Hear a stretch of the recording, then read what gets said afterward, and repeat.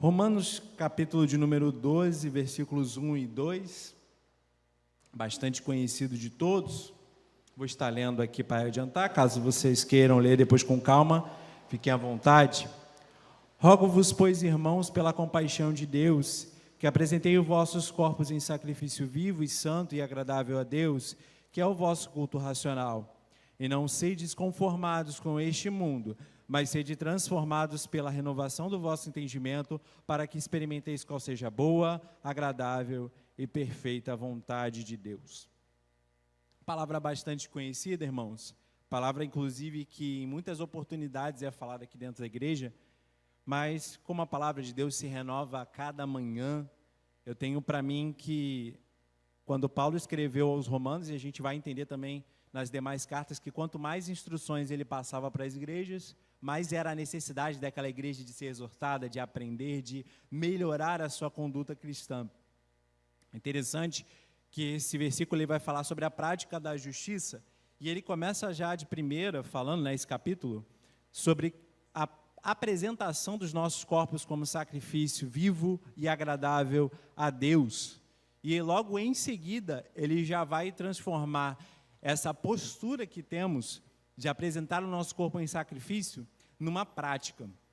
E esse versículo número 2, ele tem falado bastante ao meu coração estes dias, tendo visto que a gente vive tempo da apostasia da fé, em que, devido aos fins dos tempos, o amor de muitos viria a se esfriar, e a gente vê, irmãos, muitos irmãos, e eu não deixo de me incluir isso, porque em algumas situações eu também caí no mesmo erro, de que por Jesus está voltando, não vamos fazer mais nada, o mundo vai se acabar, né? As coisas tendem a piorar, as coisas tendem a ficarem mais complicadas.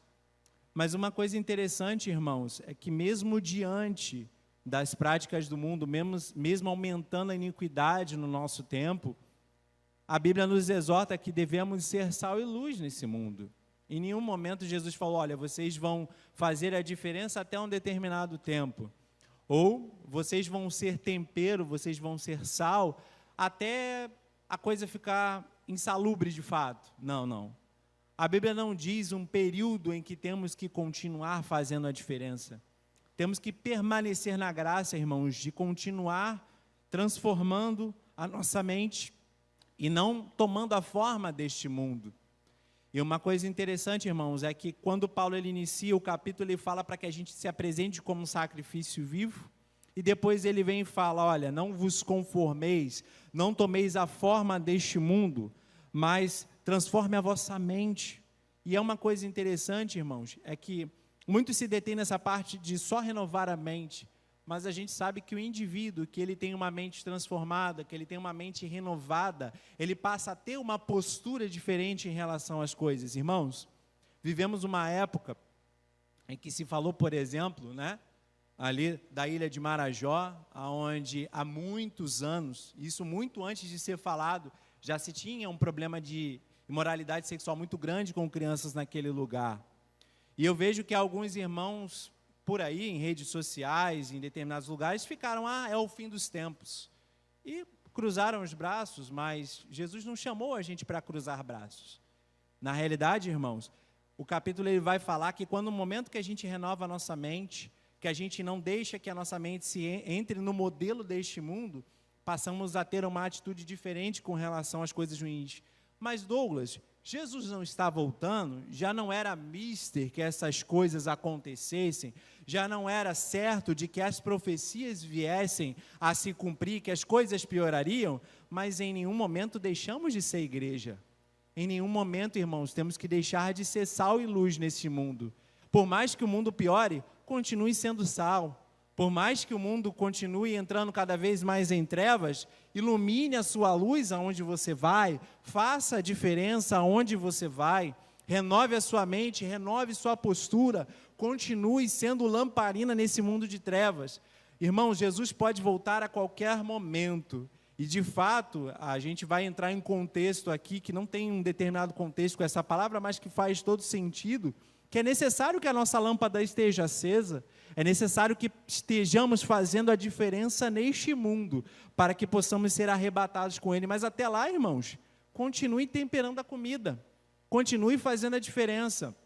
Não é porque o mundo vai mal, não é porque as coisas vão ruins que a gente vai cruzar os braços e entregar na mão do Senhor.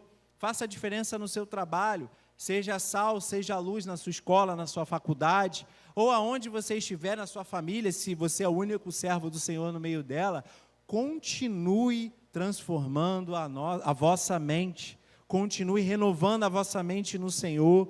Não cruze os braços, porque o mundo vai perecer, irmãos. Porque muitos agora estão sendo salvos lá na ilha de Marajó, porque alguém resolveu cantar uma canção, porque alguém resolveu lembrar de um projeto de lei que estava engavetado, e agora o governo teve que se mexer. O mundo vai piorar, irmãos? Não tenho dúvida disso. Mas enquanto o mundo está piorando, eu vou continuar sendo luz. Enquanto o mundo está se mergulhando em trevas, eu vou estar disposto a ser uma lamparina para trazer aqueles de volta que estão perecendo. Não vamos cruzar os braços, irmãos. Não é porque o mundo vai piorar que a igreja vai deixar de ser igreja. Amém? Essa é a palavra que Deus colocou no meu coração, que seja para mim, que seja para você.